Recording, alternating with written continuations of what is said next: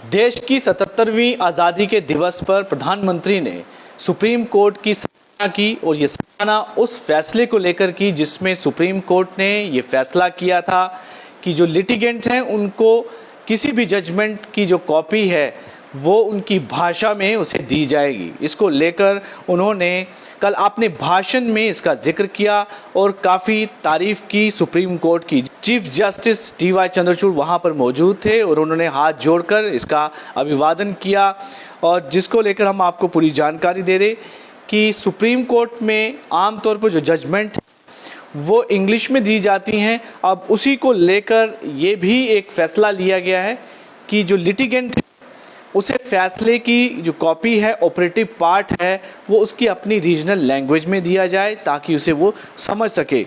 इसको लेकर प्रधानमंत्री ने अपने भाषण में ये भी कहा कि इस समय सरकार रीजनल लैंग्वेजेस को बढ़ावा देने के लिए हर संभव कोशिश कर रही है, पूरा जोर लगा रही है कि हर व्यक्ति जो है अपनी रीजनल लैंग्वेज को अब पढ़े और उसी में हर तरह की जो है पढ़ाई करे।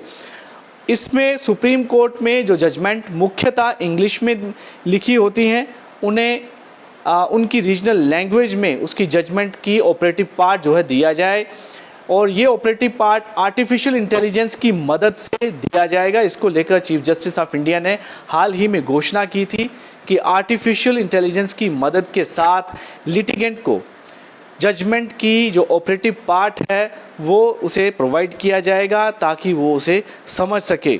हालांकि उन्होंने अपनी सुप्रीम कोर्ट ऑफ इंडिया यानी चीफ जस्टिस ऑफ इंडिया ने कई बार इस बात को भी कहा कि जिस तरह की कानूनी भाषा होती है 99% लोग उसे मुश्किल से समझ पाते हैं। इसको लेकर अब आर्टिफिशियल इंटेलिजेंस का इस समय फ़ायदा लिया जा रहा है और जजमेंट की जो कॉपी है वो रीजनल लैंग्वेज में अब प्रोवाइड करवाई जाएगी। शुरुआत में 4 भाषाओं को चुना गया है जिसमें हिंदी, तमिल, गुजराती और ओडिया शामिल हैं। इसमें जजमेंट जो हैं उनकी ट्रांसलेशन की जाएगी और लिटिगेंट्स को वो कॉपी प्रोवाइड की जाएगी।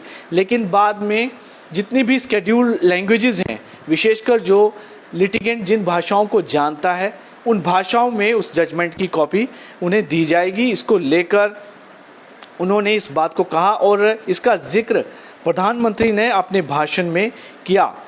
अभी तक 10,000 के करीब जो जजमेंट हैं उनकी ट्रांसलेशन की जा चुकी है। यहीं पर कहीं हाई कोर्ट ने भी जजमेंट की जो ट्रांसलेशन है उसे कंसर्न जो लैंग्वेजेस हैं, रीजनल लैंग्वेजेस हैं, उसमें ट्रांसलेशन करने की भी प्रक्रिया शुरू कर दी है।